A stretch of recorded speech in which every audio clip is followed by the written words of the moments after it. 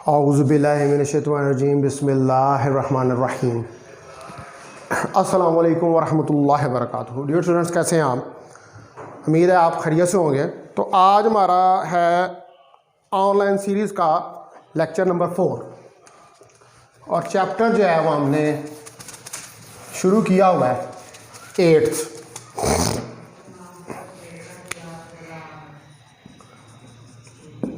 Lecture number 4, date हमारे पास 19/3/2021 और chapter हमने 8 शुरू किया है, फर्स्ट ईयर C1 फिज़िक्स। तो कल हमने जो है वो स्टेशनरी वेव्स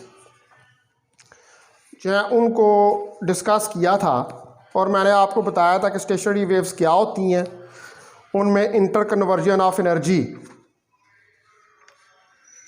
किस तरह होती है। ठीक है, हमने डेफिनेशन पढ़ी थी और हमने ये पढ़ा था कि नोड्स और एंटी नोड्स जो हैं वो क्या होते हैं। फिर मैंने आपको जो है वो करैक्टरिस्टिक्स जो हैं उनको एक्सप्लेन किया था। ठीक है, कि जो स्टेशनरी वेव्स जो हैं उनके क्या करैक्टरिस्टिक्स होते हैं। तो ये चीज़ें जो हैं ये कल हमने बड़ी डिटेल के साथ इनको डिस्कस किया था, यानी कि जितनी आपके लेवल पे हमें ये ज़रूरत थी उसको हमने डिस्कस किया। आज हमने स्टेशनरी वेव स्टडी करनी है स्ट्रेच स्ट्रिंग के अंदर। Stationery waves in stretched string. आज हमने जो स्ट्रेच्ड स्ट्रिंग है उसके अंदर स्टेशनरी वेव्स जो है उनको स्टडी करना है। तो पहली बात तो यह है कि आपको इस बात का पता है कि स्टेशनरी वेव्स जो हैं वो कहाँ पर प्रोड्यूस होती हैं, जहाँ पर हमारे पास फिक्स बाउंड्रीज हों।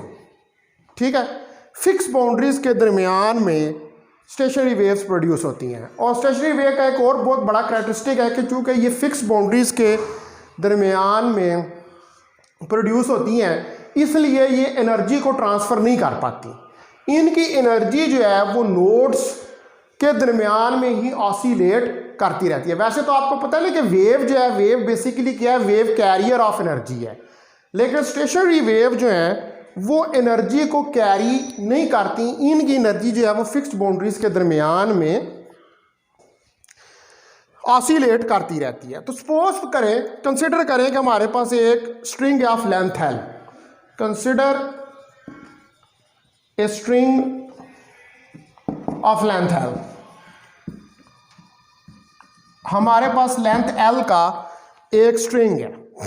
ठीक है, सपोज करें कि मैं ये स्ट्रिंग यहां पर बनाता हूं। ये देखें, हमारे पास दो फिक्स्ड बाउंड्रीज हैं और ये स्ट्रिंग है जिसकी लेंथ L है और आप देख सकते हैं कि ये यहाँ पर स्टेशनरी वेव्स जो हैं वो प्रोड्यूस हो रही हैं।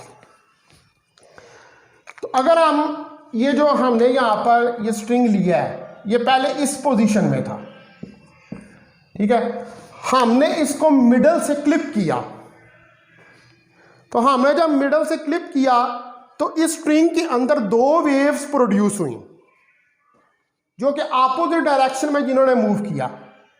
एक इस तरफ गई, एक इस तरफ गई और according to principle of superposition ये दोनों वेव्स जो हैं इन्होंने आपस में ओवरलैप किया। ठीक है, और जब इन्होंने आपस में ओवरलैप किया तो ओवरलैप करने के नतीजे में कुछ जगहों पर कंस्ट्रक्टिव इंटरफेरेंस हुई जहां पर ये एम्पलीट्यूड मैक्सिमम आया और कुछ जगहों पर डिस्ट्रक्टिव हुई। तो जहां पर कंस्ट्रक्टिव हो रही है वहां पर डिस्प्लेसमेंट मैक्सिमम है वेव्स का और हमारे पास एंटी नोड्स हैं, और जहां पर डिस्ट्रक्टिव हो रही है ये वाले पॉइंट्स ये नोड्स हैं। ये नोड है, ये भी नोड है और ये वाला पॉइंट जो है ये एंटी नोड है। ठीक है जी, तो ये हमारे पास जो है एक स्टैंडिंग वेव जो है इस स्ट्रिंग के अंदर प्रोड्यूस हो गई है। अब हमने इस स्टैंडिंग वेव की जो फंडामेंटल फ्रीक्वेंसी है कौन सी फ्रीक्वेंसी? फंडामेंटल, बुनियादी फ्रीक्वेंसी जो है उसको कैलकुलेट करके देखना है। तो आप देखते हैं फंडामेंटल फ्रीक्वेंसी, जिसको हम बुनियादी फ्रीक्वेंसी भी कहते हैं। तो फंडामेंटल फ्रीक्वेंसी जो है, हम जब मिडल से, पहला इसको मिडल से हमने क्लिप किया स्ट्रिंग से, तो ये वाइब्रेट करेगा स्प्रिंग एक लूप की फॉर्म में। ये देखें ना, ये एक लूप बन रही है। आपने इसको मिडल से क्लिप किया तो ये एक लूप बन गई। तो ये जो लूप आपके पास बन रही है, इस लूप की जो फ्रीक्वेंसी होगी, ठीक है, ये जब आपने मिडल से इसको क्लिप किया और ये लूप बनी, तो इस लूप की जो फ्रीक्वेंसी है, उस फ्रीक्वेंसी को हम फंडामेंटल फ्रीक्वेंसी का नाम देते हैं। इसको कहते हैं फर्स्ट मोड ऑफ वाइब्रेशन, ठीक है, it is known as first mode of vibration, first mode of vibration, इसको हम कहते हैं फर्स्ट मोड ऑफ वाइब्रेशन, ठीक है जी। और ये फर्स्ट मोड ऑफ वाइब्रेशन जो है, एक्चुअली ये हमारे पास क्या है, ये फंडामेंटल फ्रीक्वेंसी है।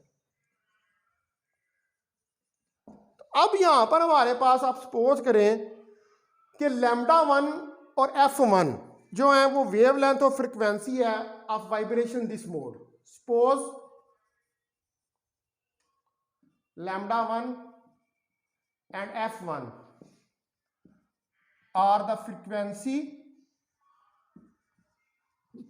and wavelength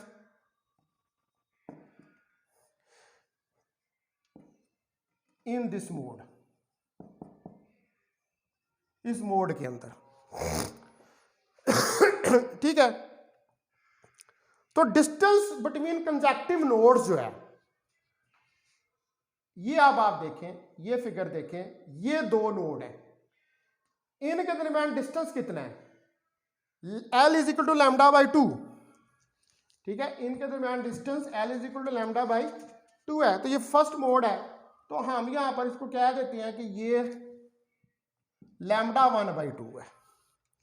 तो L हमारे पास λ1/2 के बराबर है, और यहां से λ1 की वैल्यू 2L निकल आएगी। L क्या है? L length of the string है,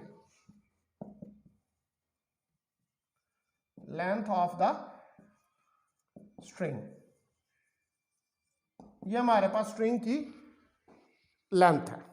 तो λ1 जो है that is equal to 2L, ठीक है। ये हमारे पास वेव लेंथ जो है वो निकल आई फर्स्ट मोड की। इसी तरह हमारे पास जो फ्रीक्वेंसी है f1 फंडामेंटल फ्रीक्वेंसी, पहले मोड की फ्रीक्वेंसी,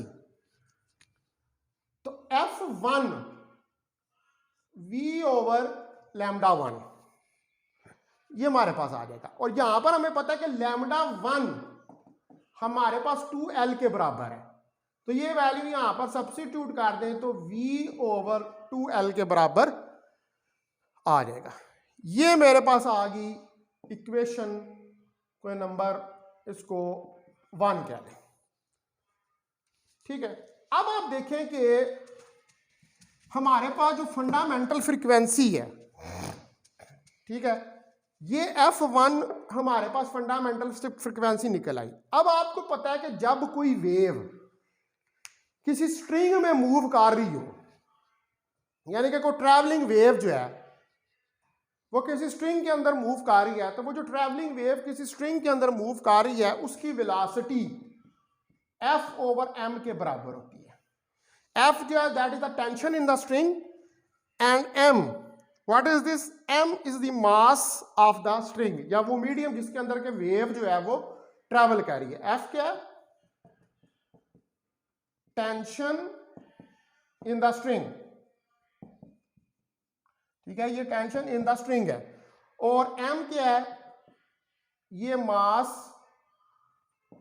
ऑफ द स्ट्रिंग है। ये वैल्यू अब आप उठाकर इस इक्वेशन नंबर 1 के अंदर पुट करें तो F1 1/2L F/m, ये जो हमारे पास एक्सप्रेशन है, this is the fundamental frequency of the first mode. This expression is representing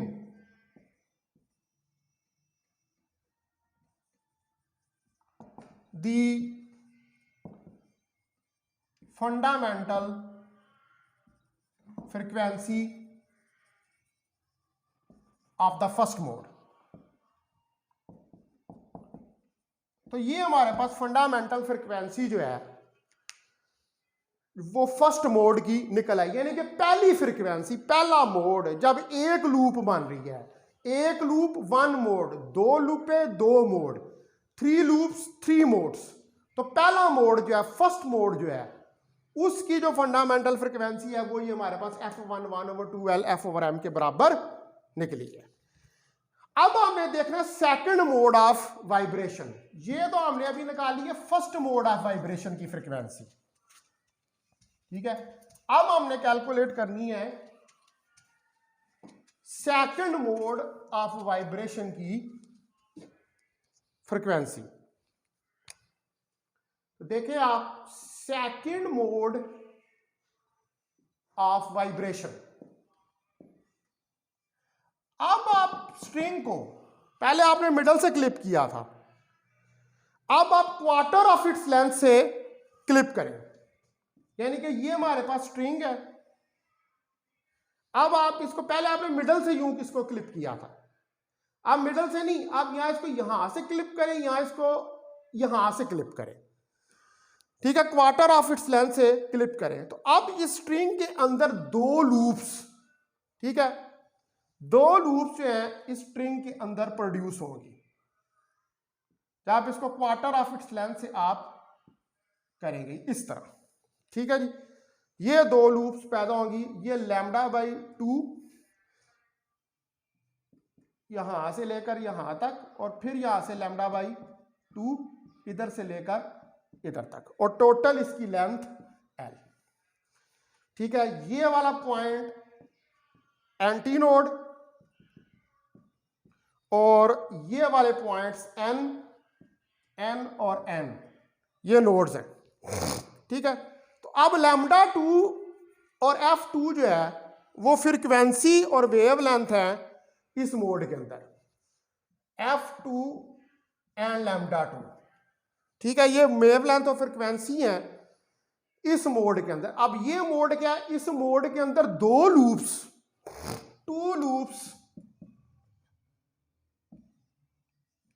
are producing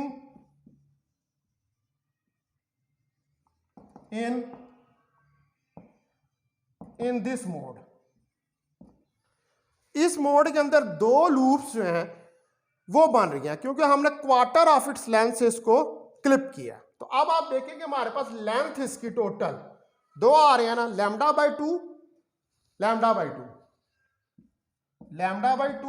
plus λ/2। Nodes के दरमियान 2 डिस्टेंस हैं, ये देखिए, इस नोड और नोड के दरमियान डिस्टेंस λ/2, इस नोड और नोड के दरमियान डिस्टेंस λ/2। तो इन दोनों को एलसीएम लें तो 2λ2, ये 2 से कट गया तो L इज इक्वल टू λ2। ये हमारे पास लेंथ की वैल्यू निकल आई, या वेव लेंथ की वैल्यू निकल आई। अब आपको पता है कि V बराबर होता है F2 λ2 के, तो F2 जो है ये V/λ2 के बराबर होगा,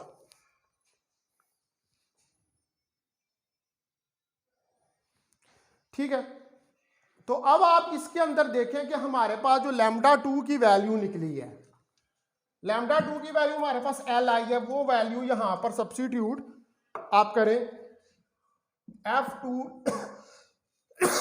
V/L, और इसको मल्टीप्लाई कर दें और डिवाइड कर दें 2 के साथ, 2v/2l। तो F2 2 इंटू v/2l। v/2l क्या है? v/2l फंडामेंटल फ्रीक्वेंसी है पहले मोड की, ठीक है। F1 v/2l, तो इसका मतलब है कि F2 हमारे पास 2f1 के बराबर निकल आया। यानी कि ये हमारे पास फ्रीक्वेंसी ऑफ सेकंड मोड जो है वो निकल आई। यानी कि जो हमारे पास फ्रीक्वेंसी है सेकंड मोड की, उस सेकंड मोड के अंदर हमारे पास कितनी लूप्स बन रही हैं? हमारे पास 2 लूप्स बन रही हैं, ठीक है। तो हमारे पास F2 टू F1 के बराबर आ गया। ये सेकंड मोड ऑफ वाइब्रेशन था। अब हमने जो है वो देखना है कि अगर हम मजीद इसको एक्सटेंड करें, ठीक है, यानी कि हम इस तरह स्ट्रिंग को क्लिप करें कि 3 लूप्स जो हैं वो बन जाए, यानी कि थर्ड मोड ऑफ वाइब्रेशन को अगर हम कैलकुलेट करें, तो अब हम देखते हैं थर्ड मोड ऑफ वाइब्रेशन।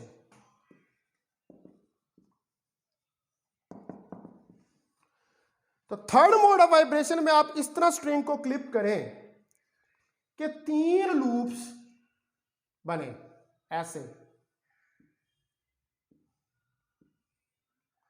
अब आप देखें कि ये 3 लूप्स बन रही हैं। तो ये λ3/2 ये डिस्टेंस, λ3/2 ये वाला डिस्टेंस, ठीक है, λ3/2 ये वाला डिस्टेंस, ये पॉइंट्स, ये एंटी नोड और ये हमारे पास नोड, ये। तो ये हमारे पास थर्ड मोड ऑफ वाइब्रेशन आ गया। अब आप देखें कि यहां पर इसकी टोटल लेंथ L है।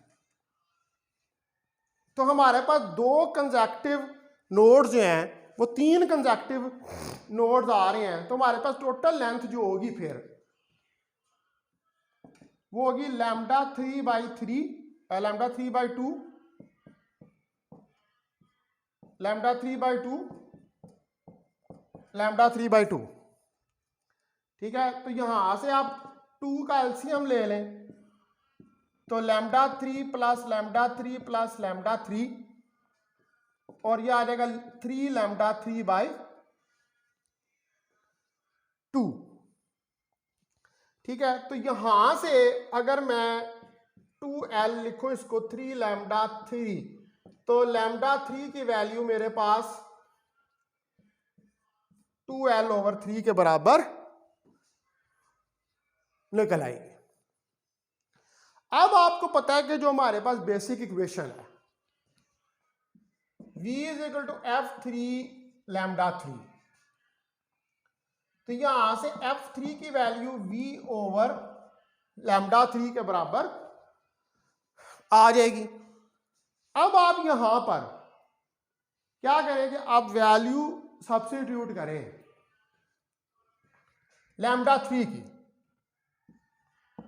तो आप देखेंगे λ3 के हमारे पास वैल्यू है 2l/3, तो ये ऊपर जाएगा 3v/2l, ठीक है जी। F3 = 3v/2l, तो F3 3 इंटू v/2l, और हमें पता है कि v/2l किसके बराबर है? v/2l F1 के बराबर है, यानी कि फंडामेंटल फ्रीक्वेंसी। इसलिए F3 हमारे पास 3f1 के बराबर निकल आएगा। This is the frequency of the third mode, ठीक है। ये हमारे पास फ्रीक्वेंसी जो है ये थर्ड मोड की निकल आई है। तो अब आप देख सकते हैं कि आपने first, second third fundamental frequency, second mode की फ्रिक्वेंसी और थर्ड मोड की फ्रिक्वेंसी जो है इनको कैलकुलेट किया। ठीक है, तो अब हम देखते हैं कि हम फिर इस रिजल्ट को, यानी कि आप इसी तरह फोर्थ मोड की भी कर सकते हैं, फिफ्थ मोड की भी कर सकते हैं। अगर फोर्थ मोड की करनी है तो लूप को इस तरह प्लग करें कि वो 4 लूप्स उसके अंदर बननी शुरू हो जाएं। ठीक है, फोर्थ मोड की अगर हम करें, आप देखें अगर फोर्थ मोड जो है उसको हम कैलकुलेट करें,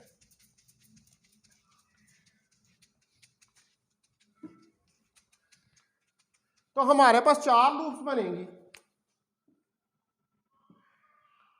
यानी कि 1 2 3 और 4।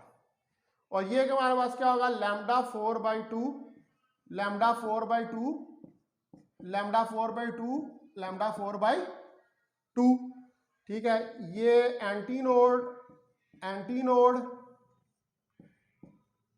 एंटी नोड, और ये नोड नोड नोड और नोड। ये क्या होगा, ये फोर्थ मोड ऑफ वाइब्रेशन। तो इसकी टोटल लेंथ है। ठीक है, तो अब आप देखें कि एल हमारे पास lambda 4/2 plus lambda 4/2 2 plus lambda 4/2। तो एलसीएम लें इसका, तो 4 लैम्डा 4, 2 से काट गया, तो एल मेरे पास 2 लैम्डा 4 के बराबर आ जाएगा। और यहां से लैम्डा 4 L/2 के बराबर आ जाएगा। ठीक है, अब आपको पता है कि V F4 लैम्डा 4 के बराबर होती है, तो F4 V लैम्डा 4। तो F4 यहां पर V लैम्डा 4 की वैल्यू पुट करें, तो लैम्डा 4 की वैल्यू L/2 है, ये 2 ऊपर चला जाएगा, तो ये 2V/L के बराबर आ जाएगा। अब दोनों ऊपर नीचे इसको 2 से मल्टीप्लाई कर दें, तो ये आ जाएगा हमारे पास 4V/2L, और V/2L मुझे पता है किसके बराबर होता है, फंडामेंटल फ्रिक्वेंसी के। तो F4 हमारे पास 4F1 के बराबर निकल आएगा। तो एंड सो ऑन, आप इसी तरह फिर 5th 6th 7th मोड का भी जो है वो कैलकुलेट फ्रिक्वेंसी कर सकते हैं। तो अब हम इस रिजल्ट को, इसका मतलब है कि जर्नलाइज कर सकते हैं, यानी कि nth मोड ऑफ वाइब्रेशन इसकी मदद से हम फाइंड कर सकते हैं। तो आप देखें कि nth मोड ऑफ वाइब्रेशन जो है, nth मोड ऑफ वाइब्रेशन, ठीक है जी, हमारे पास जो nth मोड ऑफ वाइब्रेशन है, अब आप देखेंगे हमारे पास क्या क्या निकली वैल्यूज। हमारे पास आया F2 2F1 F3 3F2 3F1 F4 4F1 and so on, NFN NF1। और यहां पर n वेरी कर रहा है 1 2 3 4 5 6। ये n क्या रिप्रेजेंट कर रहा है, n is representing number of modes, यानी कि कितने मोड, कितनी लूप्स, कितने मोड या कितनी लूप्स जो है वो बन रही हैं, प्रोड्यूस हो रही हैं। ठीक है जी, तो ये जनरलाइज्ड एक्सप्रेशन हमारे पास निकल आया। तो अगर इसमें F1 रखें तो हमारे पास फंडामेंटल फ्रिक्वेंसी निकल आएगी, n को 2 रखें तो 2F1 आ जाएगा, n को 3 रखें तो F3 3F1 आ जाएगा, and up to so on. ठीक है जी, तो हमारे पास जो स्टेशनरी वेव्स हैं, इनकी डिस्क्रीट सेट ऑफ फ्रीक्वेंसीज हैं। डिस्क्रीट यानी कि हर मोड की फ्रीक्वेंसी अलग है, हम इसको कहते हैं क्वांटाइजेशन। ये जो डिस्क्रीटनेस होती है, ये क्वांटाइजेशन ऑफ एनर्जी को रिप्रेजेंट कर रही होती है, क्वांटाइजेशन ऑफ फ्रीक्वेंसी को रिप्रेजेंट कर रही होती है। क्वांटाइजेशन ऑफ फ्रीक्वेंसी, ठीक है, डिस्क्रीटनेस है, एक जैसा नहीं है, डिस्क्रीट सेट ऑफ फ्रीक्वेंसी है। The stationery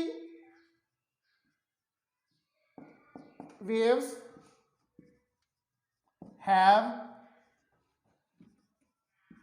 discrete set of frequencies। हमारे पास डिस्क्रीट सेट ऑफ फ्रीक्वेंसीज हैं जो कि क्या है, F1,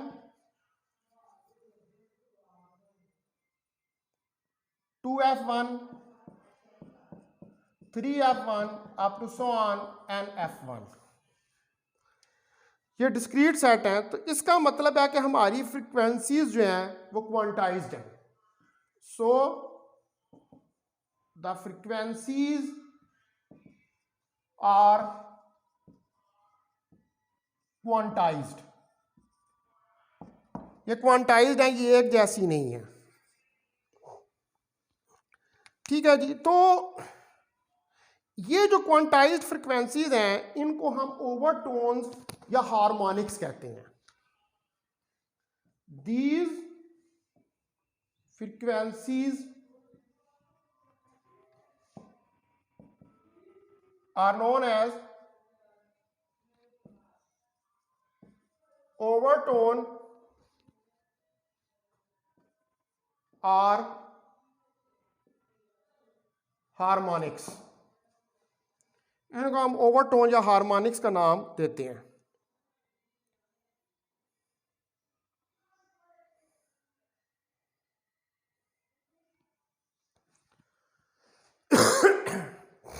ठीक है डियर स्टूडेंट्स, तो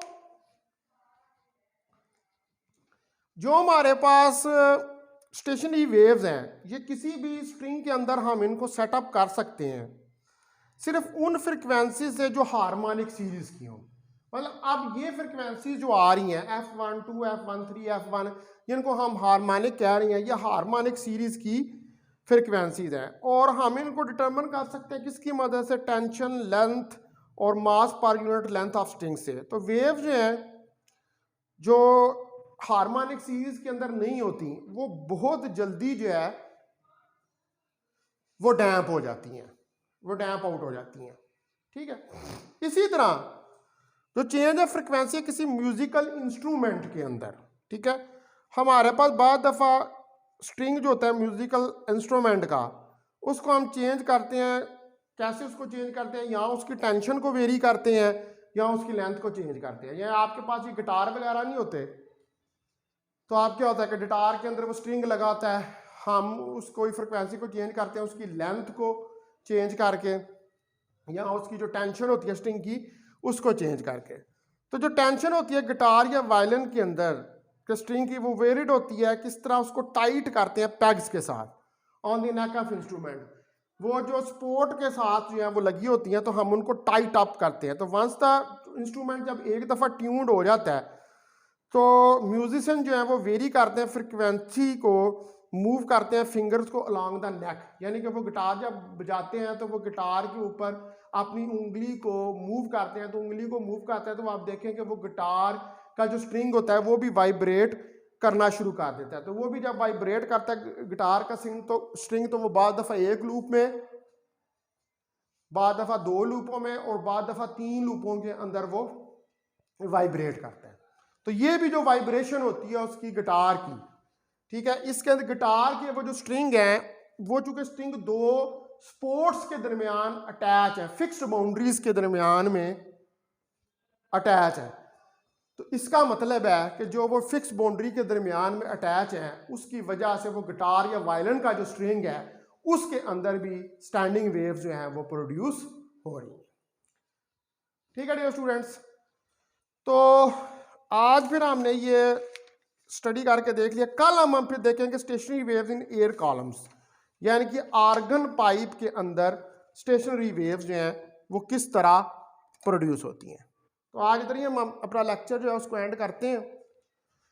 बहुत शुक्रिया आपका। अस्सलाम वालेकुम वरहमतुल्लाहि वबरकातुहू।